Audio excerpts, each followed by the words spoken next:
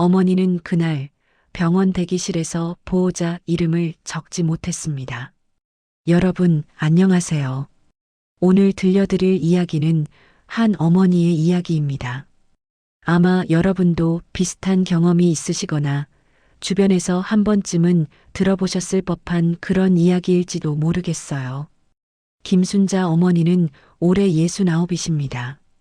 남편이 세상을 떠난 지도 벌써 5년이 지났거든요. 그동안 혼자서 살림을 꾸려오시면서도 세 자녀를 모두 잘 키워내셨습니다. 첫째 아들은 회사원이고 둘째 딸은 결혼해서 살림을 꾸리고 있고 막내 아들은 아직 미혼이지만 그럭저럭 자기 앞가림은 하고 있었어요. 어머니의 하루는 새벽 5시에 시작됩니다. 동네 시장에서 아르바이트를 하시거든요. 채소 정리하고 손님들에게 인사하고 그렇게 하루 종일 서서 일하시는 거예요. 힘들긴 하지만 어머니에게는 소중한 일터였습니다. 무엇보다도 손주들 용돈이라도 주실 수 있으니까요.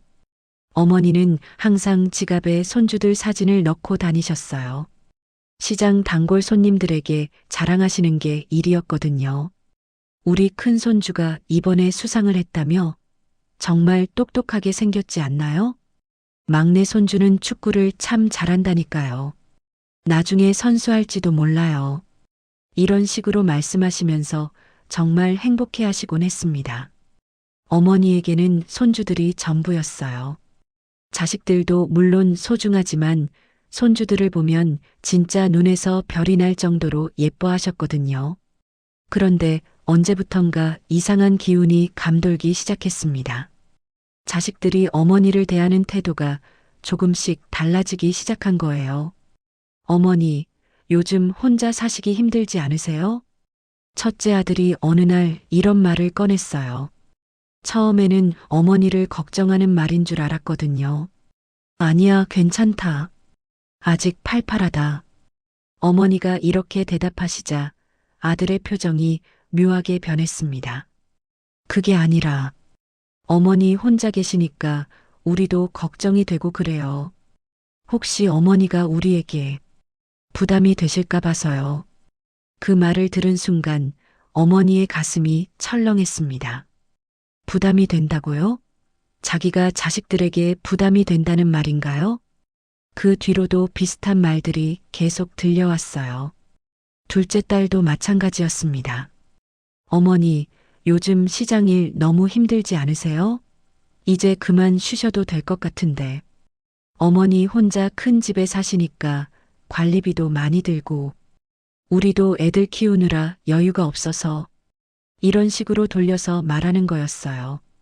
직접적으로 이제 어머니가 우리에게 짐이다라고 말하지는 않았지만 그 의미는 분명했습니다. 막내 아들은 좀 달랐어요. 직설적이었거든요. 어머니, 솔직히 말씀드릴게요.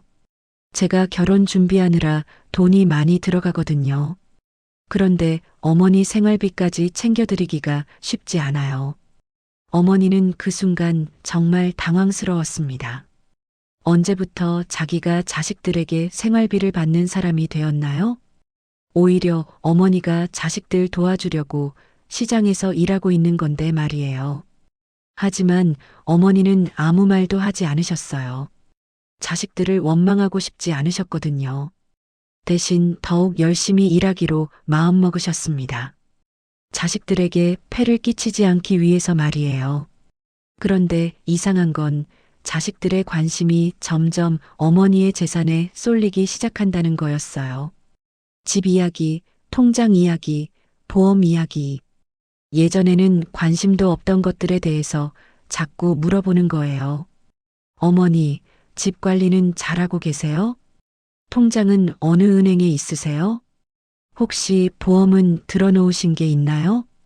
처음에는 자식들이 자기를 챙겨주는 줄 알았는데 나중에 생각해보니 뭔가 이상했습니다. 왜 이런 걸 자꾸 물어보는 걸까요? 어머니는 그저 평범한 할머니였습니다. 남편이 남겨놓은 작은 집 한 채와 얼마 되지 않는 예금이 전부였어요. 그것도 언젠가는 자식들에게 물려줄 생각이었거든요. 그런데 왜 자식들이 이렇게 서두르는 것 같을까요?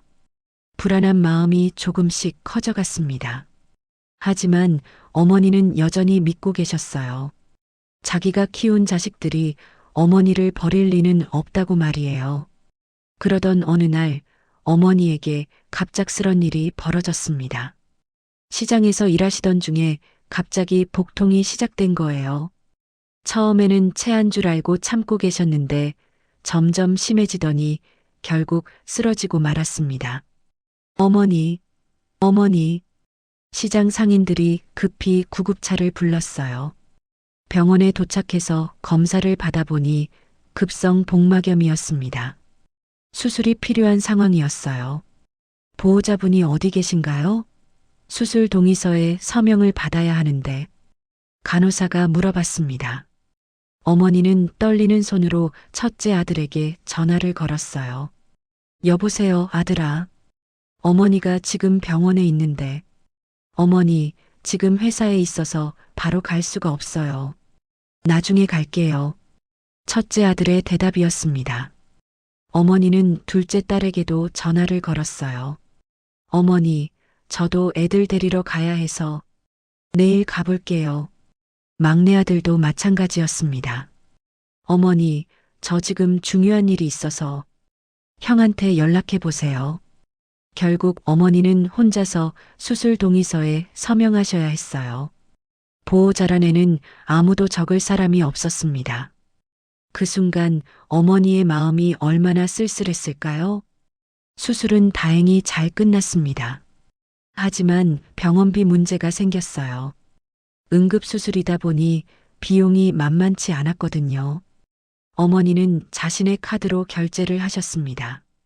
자식들이 올 때까지 기다리기로 했어요. 그런데 자식들이 오기는커녕 전화조차 잘 받지 않는 거였어요. 가끔 받아도 형편이 어려워서 도와드리기 힘들다는 말만 되풀이했습니다. 어머니, 요즘 경기가 안 좋아서 저희도 빠듯해요. 어머니도 아시잖아요. 애들 교육비에 집 대출까지. 어머니가 알아서 하세요. 저희는 정말 여유가 없어요. 이런 식이었어요. 어머니는 이해하려고 노력했습니다. 자식들도 각자 살기 어렵다는 걸 아니까요. 하지만 그래도 어머니가 수술을 받았는데 얼굴 한번 보러 오지 않는 게 섭섭했어요. 퇴원 날 어머니는 택시를 타고 집에 돌아오셨습니다. 그런데 집에 들어가자마자 깜짝 놀라고 말았어요. 거실이 텅 비어 있었거든요. TV가 어디 갔지? 평소에 즐겨보시던 텔레비전이 사라져 있었어요. 냉장고도 없어졌고 세탁기도 없어졌습니다. 심지어 어머니 방에 있던 장롱까지 사라져 있었어요. 어머니는 급히 방 안 서랍을 뒤져보셨습니다. 평소에 보관해 두시던 현금과 중요한 서류들이 모두 사라져 있었어요. 통장, 도장, 그리고 비상시를 위해 모아두신 돈까지 모조리 없어진 거였어요. 도둑이 들었나? 처음에는 도둑이 든 줄 알았어요. 그래서 급히 첫째 아들에게 전화를 걸었습니다. 아들아, 집에 도둑이 들었나 봐. 가전제품이 다 없어졌어. 그런데 아들의 대답이 이상했어요. 아, 그거요? 저희가 가져간 거예요. 어머니 입원해 계시는 동안 그냥 놔두면 도둑 맞을까 봐서요. 그럼 다시 가져다 놓아야지. 어머니, 그게 사실 이미 팔았어요. 어머니 병원비 보태드리려고요. 어머니는 순간 말문이 막혔습니다. 자기 허락도 없이 물건들을 가져갔다는 것도 황당한데 그걸 팔아버렸다고요? 그럼 우리 집 서류는? 통장은? 그것도 저희가 맡아서 관리하기로 했어요. 어머니 혼자서는 관리하기 어려우시잖아요. 그 순간 어머니는 깨달았습니다. 이게 계획적이었다는 걸 말이에요. 자식들이 어머니가 입원한 틈을 타서 집안을 정리한 거였어요. 너희들이 어떻게 이럴 수가 있니? 어머니의 목소리가 떨렸습니다. 어머니, 화내지 마세요. 저희가 어머니를 위해서 하는 일이에요. 이제 어머니 혼자서는 관리하기 어려우니까요. 둘째 딸도 전화를 받았을 때 비슷한 말을 했어요. 어머니, 우리가 대신 관리해 드릴게요. 어머니는 편하게 지내세요. 어머니는 그제서야 알게 되었습니다. 자식들이 자기를 아이 취급하고 있다는 걸 말이에요. 마치 판단력이 없는 사람처럼 여기고 있는 거였어요. 며칠 뒤 더 충격적인 사실을 알게 되었습니다. 은행에서 대출 상담 전화가 온 거예요. 김순자 고객님, 대출 상환 일정에 대해서 상담 드리려고 연락했습니다. 대출이요? 저는 대출 받은 게 없는데요. 고객님 명의로 작년부터 여러 차례 대출이 실행되었는데요. 확인해 보시겠어요? 어머니는 깜짝 놀라서 은행에 직접 가보셨어요. 그리고 그곳에서 믿을 수 없는 사실을 알게 되었습니다. 어머니 명의로 무려 몇 천만 원의 대출이 실행되어 있었던 거예요. 언제 이런 대출을 받았나요? 위임장과 인감을 가지고 오신 분이 처리해 주셨습니다. 고객님의 아드님이라고 하시더라고요. 그 순간 어머니는 모든 퍼즐이 맞춰지는 걸 느꼈습니다. 자식들이 어머니 모르게 대출을 받아서 사용하고 있었던 거예요. 그래서 그렇게 서둘러서 집안 정리를 한 것이었고 서류들을 가져간 것도 그 때문이었습니다. 어머니의 세상이 무너져 내리는 것 같았어요. 자기가 평생 믿고 의지했던 자식들이 자신을 이용하고 있었다니요. 이럴 때 누구에게 하소연할 수 있을까요? 자식들 말고는 의지할 사람이 없는데 말이에요. 그날 밤 어머니는 잠을 이룰 수가 없었어요. 빈집에서 혼자 앉아 계시면서 이런저런 생각에 잠기셨거든요.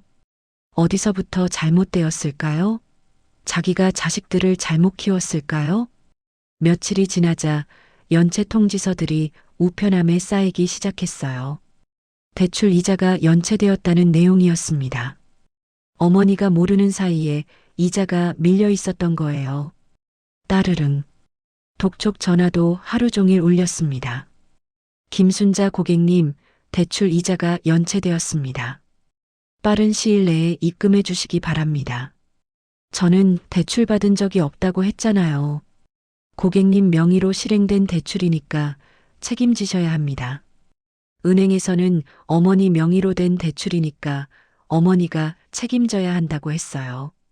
자식들이 했다고 해도 법적으로는 어머니의 책임이라는 거였습니다. 어머니는 자식들에게 연락을 해봤지만 이제는 아예 전화를 받지도 않았어요. 가끔 받아도 저희는 모르는 일이에요라고 잡아떼기만 했습니다. 어머니가 동의하셔서 한 거잖아요. 어머니 기억이 가물가물하신가 봐요. 이런 식으로 오히려 어머니를 치매 걸린 사람 취급하는 거였어요. 어머니는 점점 지쳐갔습니다. 시장 일도 제대로 할 수 없었어요. 연체 통지서와 독촉 전화 때문에 정신이 없었거든요. 밤잠도 설치고 식욕도 없었습니다.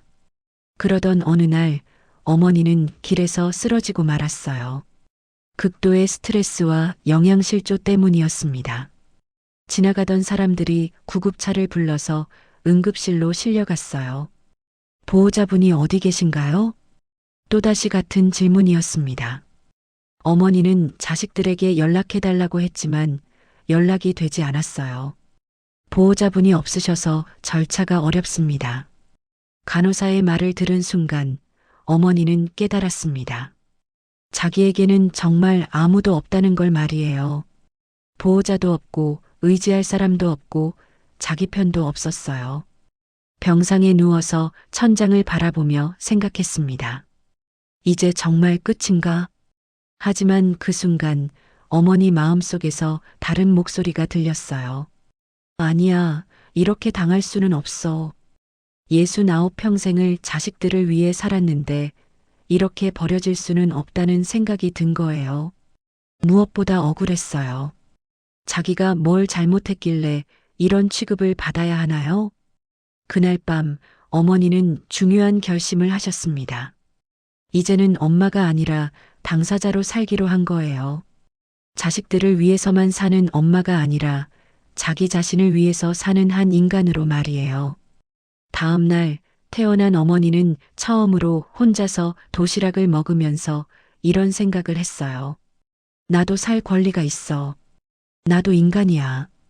그렇습니다. 어머니도 한 인간이었어요. 누군가의 엄마이기 이전에 김순자라는 이름을 가진 독립된 인격체였습니다. 어머니는 그날부터 무료 법률 상담을 알아보기 시작했어요. 인터넷을 잘 모르시니까 주민센터에 가서 물어봤습니다. 법률구조공단이라는 곳이 있어요. 거기서 무료로 상담해 준다고 하네요. 주민센터 직원이 친절하게 알려주었어요. 어머니는 처음으로 법률사무소라는 곳에 발을 들여놓았습니다. 떨리는 마음으로 변호사 선생님께 자신의 사정을 털어놨어요. 자식들이 제 명의로 대출을 받았는데 저는 동의한 적이 없어요. 어떻게 해야 할까요? 변호사는 어머니의 이야기를 끝까지 들어보고 나서 말했습니다. 어머니, 이건 명백한 사기입니다. 형사 고발도 가능하고 민사소송도 할 수 있어요. 정말인가요? 자식들을 상대로요? 법 앞에서는 가족이든 남이든 상관없어요. 잘못한 사람이 책임져야죠. 그 말을 들은 순간 어머니의 마음이 조금 가벼워졌어요. 자기가 완전히 무력한 존재가 아니라는 걸 알게 된 거예요. 그런데 증거가 있어야 해요. 어머니가 동의하지 않았다는 증거 말이에요. 변호사의 조언에 따라 어머니는 증거를 모으기 시작했어요. 은행에 가서 대출 관련 서류를 요청하고 CCTV 기록도 확인해 달라고 했습니다. 그 과정에서 어머니는 처음 알게 되었어요. 자기에게도 권리가 있다는 걸 말이에요. 당당하게 요구할 수 있고 보호받을 수 있다는 걸 깨달았습니다. 이제 시작이야. 어머니는 마음을 단단히 먹었습니다. 자식들과 맞서 싸우는 게 쉬운 일은 아니지만 그래도 해야 할 일이었어요. 자기 자신을 위해서 말이에요. 어머니의 첫 번째 방문지는 은행이었습니다. 평소에는 은행 같은 곳에 가면 주눅이 들곤 했는데 이번에는 달랐어요. 당당하게 걸어 들어가서 창구 직원에게 말했습니다. 제 명의로 된 대출 내역을 모두 확인하고 싶습니다. 신분증을 확인해 주세요. 직원이 어머니의 신분증을 확인하고 컴퓨터를 뒤적거렸어요. 고객님, 현재 3건의 대출이 있으시네요. 총 금액이 잠깐요. 저는 대출을 받은 적이 없어요. 언제 누가 와서 처리했는지 확인해 주세요. 어머니가 강하게 말하자 직원도 좀 더 자세히 조사해 봤어요. 아, 이거는 대리인이 와서 처리하신 건이네요. 위임장과 인감증명서를 가지고 오셨더라고요. 그 대리인이 누구인지 알 수 있나요? 고객님의 아드님이라고 하시더라고요. 김대수 씨. 첫째 아들 이름이었어요. 어머니는 분노가 치밀어 오르는 걸 참으며 계속 질문했습니다. 그때 CCTV 기록이 있나요? 고객님께서 정식으로 요청하시면 확인 가능합니다. 어머니는 서류 신청을 했어요. 시간이 좀 걸린다고 했지만 기다릴 만한 가치가 있었습니다. 며칠 뒤 은행에서 연락이 왔어요. 고객님, CCTV 기록과 당시 대출 신청서를 준비해 놓았습니다. 어머니는 변호사 선생님과 함께 은행에 갔어요. 그리고 그곳에서 결정적인 증거를 발견했습니다. 이게 당시 대출 신청서인데요. 서명이 좀 이상하네요. 변호사가 서명 부분을 자세히 살펴봤어요. 어머니, 평소에 서명하시는 모습과 비교해 보세요. 어머니가 평소 서명과 비교해 보니 명백히 달랐어요. 획순도 다르고 글씨체도 완전히 달랐습니다. 이건 제가 쓴 서명이 아니에요. 그럼 누가 대신 써준 거네요. 이건 사문서 위조에 해당합니다. CCTV 영상도 확인해 봤어요. 아들이 은행 직원과 상담하는 모습이 나와 있었지만 어머니의 모습은 어디에도 없었어요. 어머니가 직접 와서 대출을 신청한 게 아니라 아들이 혼자 와서 처리한 거였습니다. 이거면 충분히 싸울 수 있어요. 변호사가 확신에 찬 목소리로 말했어요. 그런데 정말 자식들을 고발해야 하나요? 어머니는 여전히 망설였어요. 아무리 화가 나도 자식들이잖아요. 어머니, 지금 망설이시면 계속 당하실 거예요. 법적으로 대응하는 게 맞아요. 변호사의 말이 맞았어요. 이런 상황에서는 감정적으로 접근하면 안 되는 거였죠. 어머니는 우선 형사 고발부터 진행하기로 했어요. 사문서 위조, 사기 등의 혐의로 말이에요. 고발장을 작성하는 날, 어머니는 떨리는 손으로 자식들의 이름을 적었어요. 평생 그 이름들을 정성스럽게 불러왔는데, 이제는 고발장에 적고 있다니 정말 아이러니했습니다. 피고발인 김대수, 김영희, 김민수, 세 자녀의 이름이 고발장에 적혀 있는 걸 보니 마음이 복잡했어요. 하지만 어머니는 마음을 다잡았습니다. 이건 내 권리를 찾는 일이야. 고발장을 제출한 뒤 어머니는 민사소송도 준비했어요. 대출금 상환 책임을 자식들에게 물어야 했거든요. 그 과정에서 더 많은 증거들이 발견되었어요. 은행 직원의 증언도 받을 수 있었고, 당시 대출 설명을 어머니가 들었는지 안 들었는지도 확인할 수 있었습니다. 고객 본인이 직접 오지 않아서 대출 설명은 하지 않았습니다. 은행 직원의 증언이었어요. 이건 규정 위반이었거든요. 본인이 직접 와야 대출이 가능한 건데 대리인만 와서 처리한 거였으니까요. 어머니는 처음으로 자신의 목소리를 낼 수 있게 되었어요. 저는 허락한 적이 없습니다. 이 한마디를 당당하게 말할 수 있게 된 거예요. 예전에는 자식들 앞에서 이런 말을 할 엄두도 못 냈는데 이제는 법의 보호를 받으며 말할 수 있게 되었습니다.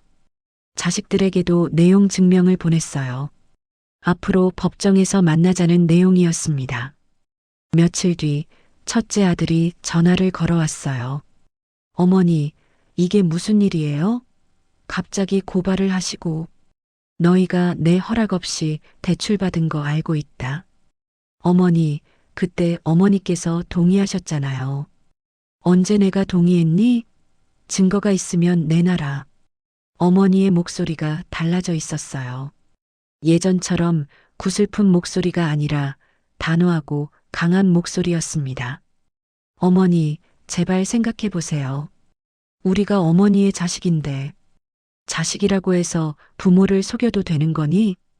어머니의 반박에 아들은 할 말이 없었어요. 이제 어머니의 진짜 싸움이 시작되었습니다.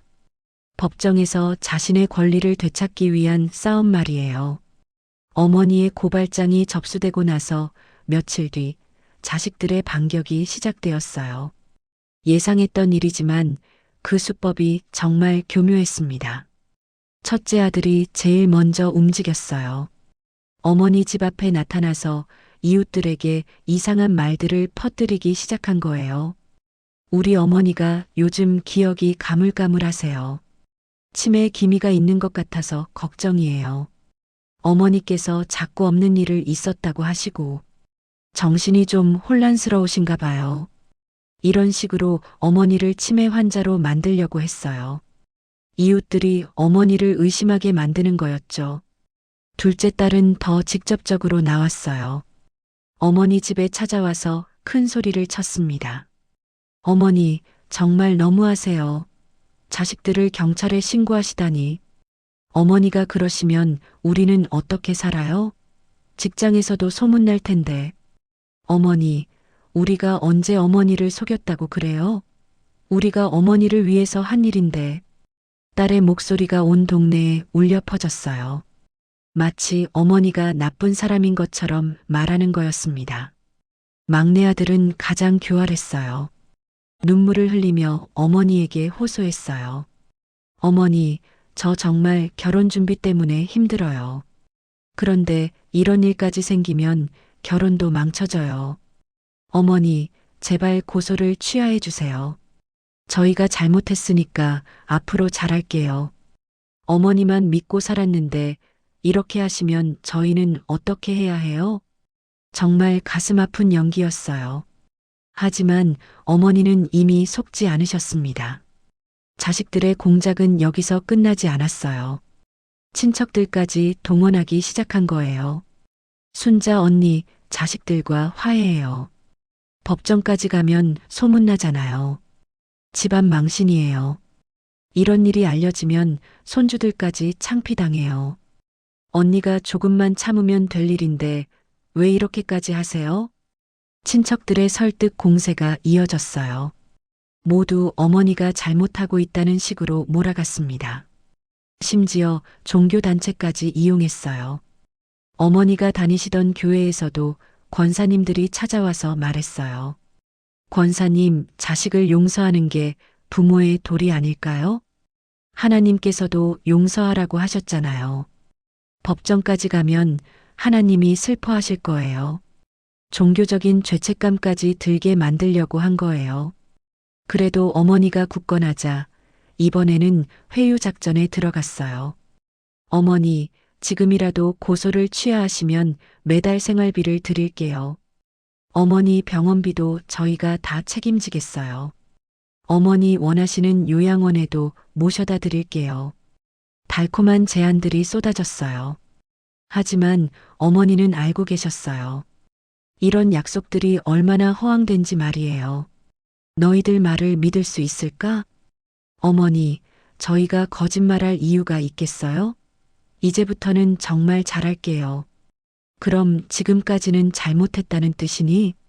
어머니의 날카로운 질문에 자식들이 당황했어요. 그게 아니라 어머니께서 오해하신 부분이 있어서 여전히 자기들이 잘못했다고 인정하지 않는 거였어요.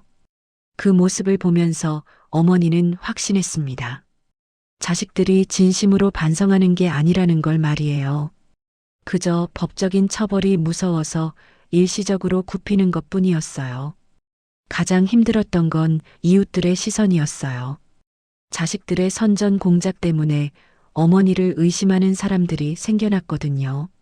저 할머니가 자식들을 고소했다면서 요즘 치매 기미가 있다던데 자식들 말로는 착각이라고 하던데 이런 수군거림이 들려올 때마다 어머니의 마음이 아팠어요. 하지만 포기할 수는 없었습니다. 변호사 선생님이 어머니를 격려해 주었어요. 어머니, 이런 압박은 예상된 일이에요. 흔들리지 마세요. 하지만 모든 사람들이 저를 의심하고 있어요. 진실은 법정에서 밝혀질 거예요. 어머니께서 하고 계신 일이 옳은 일이에요. 어머니는 마음을 다잡았습니다. 아무리 주변에서 압박해도 자신이 옳다고 믿는 일을 끝까지 해내기로 했어요. 나는 끝까지 싸울 거야. 어머니의 굳은 의지였습니다. 이제 진짜 법정 대결이 시작될 때가 온 거예요. 드디어 법정에 서는 날이 왔습니다. 어머니는 평생 법정이라는 곳에 와본 적이 없었어요. 떨리는 마음으로 법정에 들어서니 저 맞은편에 세 자녀가 앉아 있었습니다. 자식들의 표정이 예사롭지 않았어요. 뭔가 자신만만한 모습이었거든요. 곁에는 비싼 변호사까지 앉아 있었습니다. 피고 측에서 먼저 입장을 밝혀주시기 바랍니다. 판사의 말에 피고 측 변호사가 일어서서 말하기 시작했어요. 재판장님, 이 사건은 노인성 치매로 인한 기억 착오에서 비롯된 것입니다. 고소인인 김순자 씨는 최근 기억력 저하로 인해 자신이 동의한 사실을 기억하지 못하고 있습니다. 피고인들은 고령의 어머니를 위해 대출 절차를 대행했을 뿐이며 모든 과정에서 어머니의 동의를 받았습니다. 변호사의 주장이었어요. 어머니를 치매 환자로 몰아가는 전략이었습니다. 증거 자료를 제출하겠습니다. 피고 측에서 여러 서류를 내놨어요. 그 중에는 어머니가 치매 검사를 받았다는 가짜 의료 기록도 있었고 어머니가 대출에 동의했다는 위조된 녹음 파일도 있었습니다. 이 녹음 파일은 어머니께서 직접 동의 의사를 밝히신 내용입니다. 녹음 파일이 재생되었어요. 분명히 어머니 목소리 같긴 한데 어머니는 그런 말을 한 기억이 전혀 없었어요. 이상하다. 내가 언제 저런 말을 했지? 어머니는 당황했지만 변호사 선생님이 침착하게 반박했습니다. 재판장님, 해당 녹음 파일에 대한 음성 분석을 요청합니다. 또한 피고 측이 제시한 의료 기록에 대해서도 해당 병원의 사실 확인을 요청하겠습니다.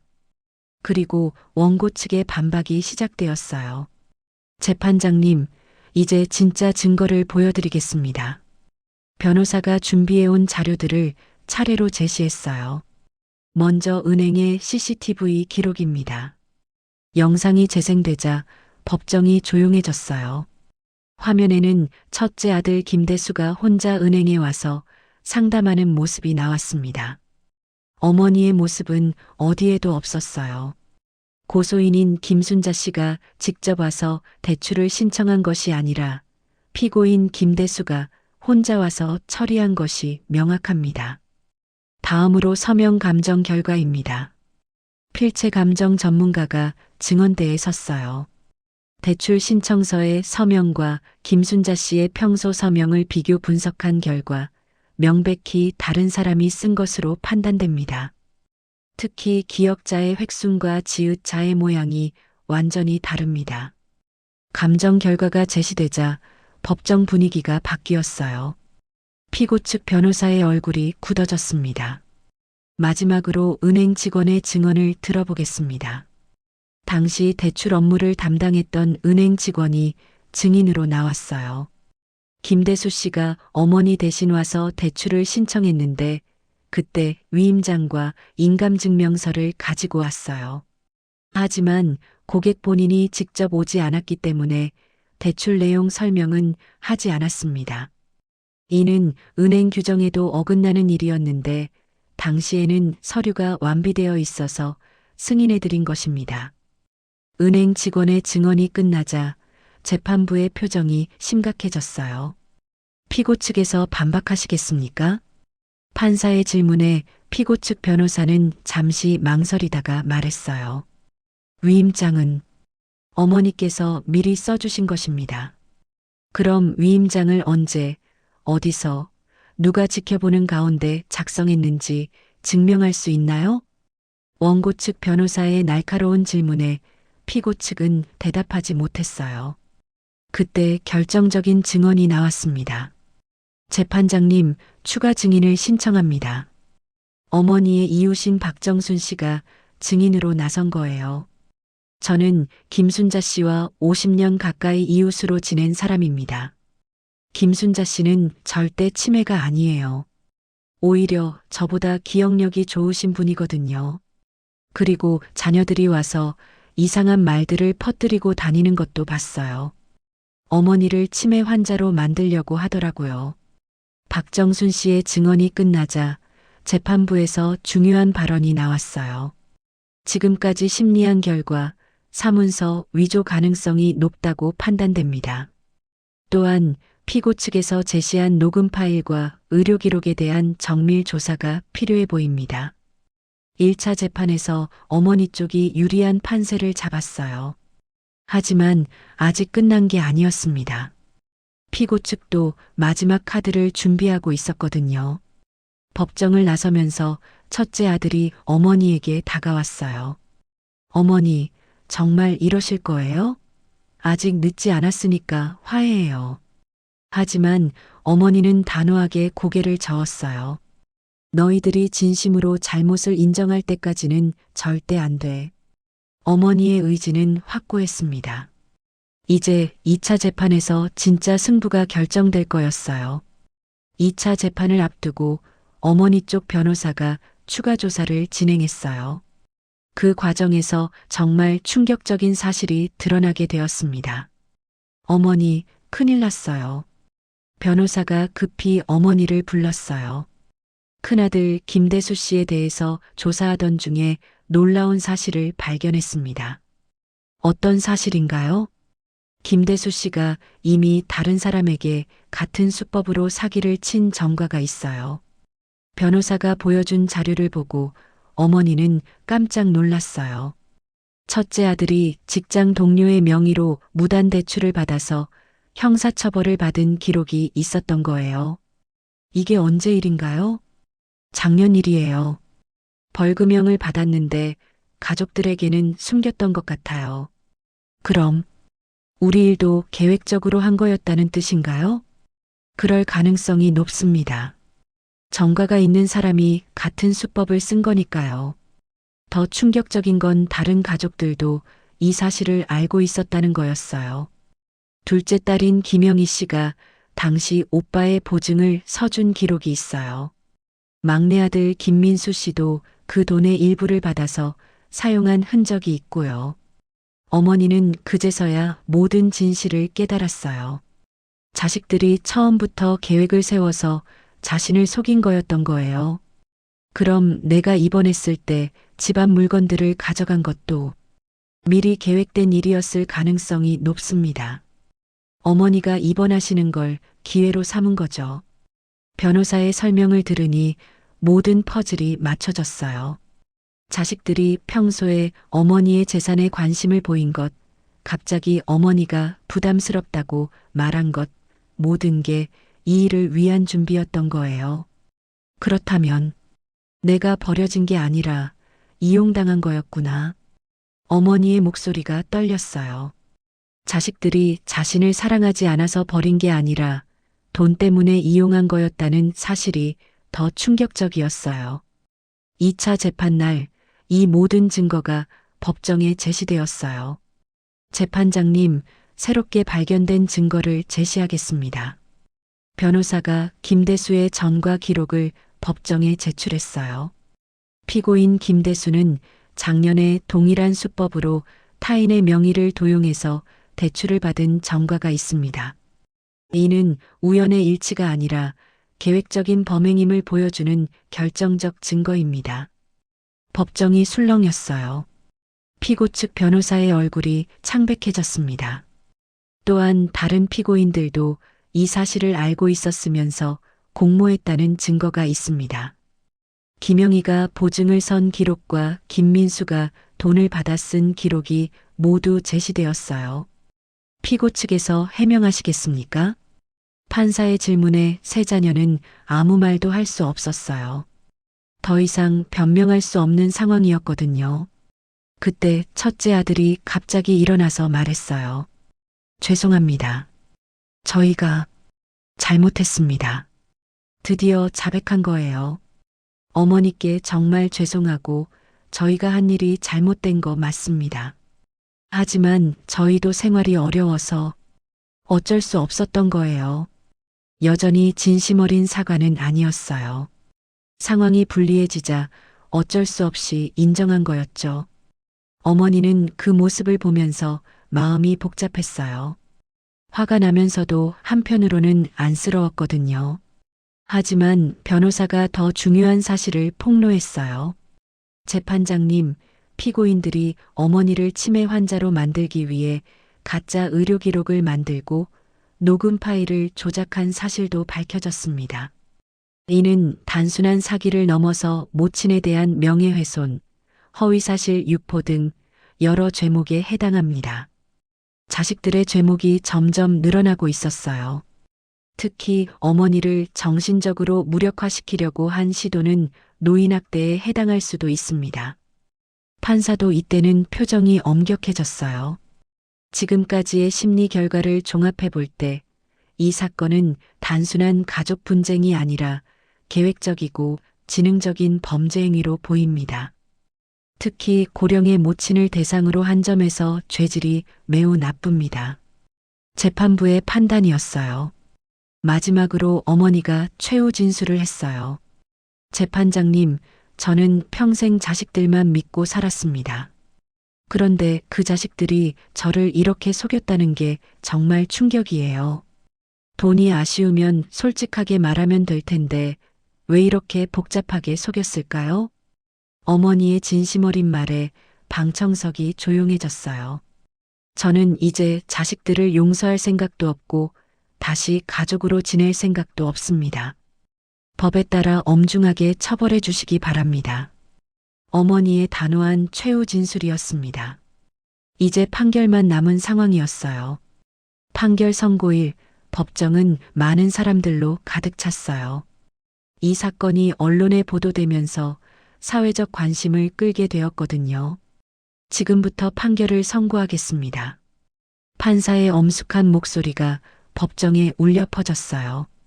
본 사건은 자녀들이 고령의 모친을 상대로 조직적이고 계획적으로 사기를 친 사안입니다. 특히 피고인 김대수는 전과가 있음에도 불구하고 동일한 수법을 모친에게 사용했으며 다른 피고인들도 이를 알고서 공모한 점에서 죄질이 매우 나쁩니다. 따라서 다음과 같이 판결합니다.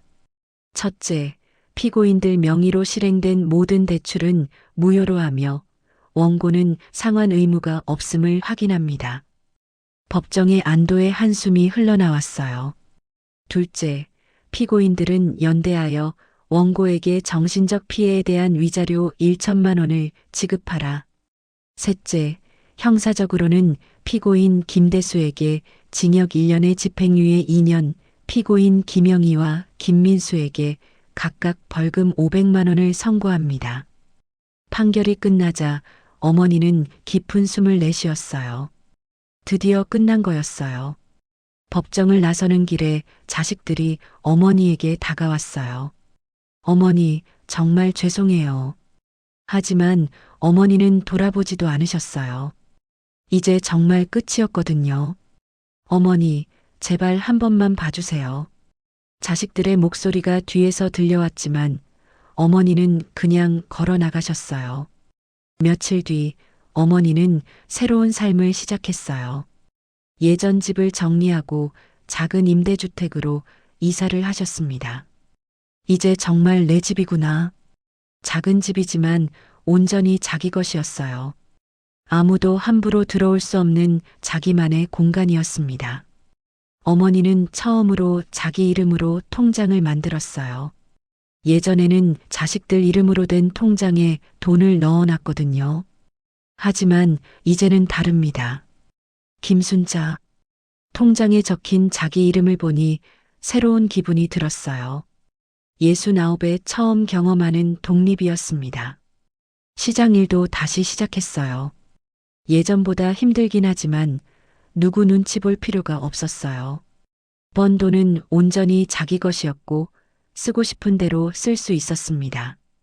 가장 큰 변화는 마음가짐이었어요. 더 이상 누군가의 엄마로만 사는 게 아니라 김순자라는 한 인간으로 살기 시작한 거예요. 어머니는 작은 화분을 하나 샀어요.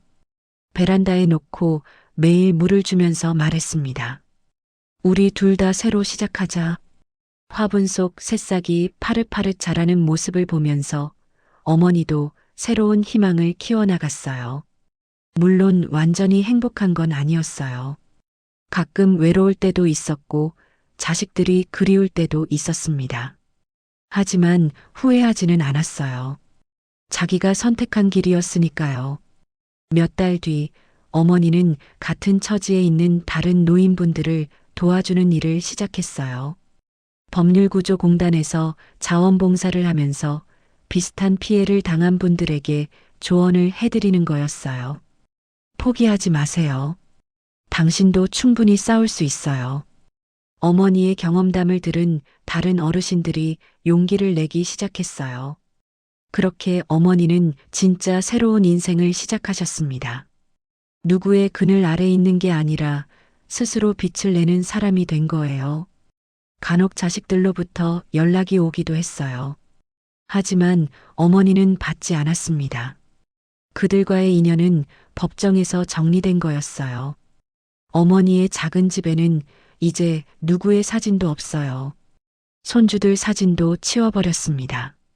대신 어머니 자신의 사진이 걸려 있어요. 새로 찍은 증명사진이었는데 표정이 예전과 달랐어요. 더 당당하고 자신감 넘치는 모습이었습니다. 이것이 김순자 어머니의 새로운 시작이었습니다. 69 늦은 나이에 찾은 진정한 독립이었어요. 여러분도 혹시 비슷한 상황에 계시다면 기억해 주세요. 나이는 숫자에 불과하고 언제든지 새로 시작할 수 있다는 걸 말이에요. 가족이라는 이름으로 당하는 부당한 일에 맞서 싸울 권리가 우리 모두에게 있다는 걸 잊지 마시기 바랍니다. 구독과 좋아요, 댓글은 저에게 큰 힘이 됩니다.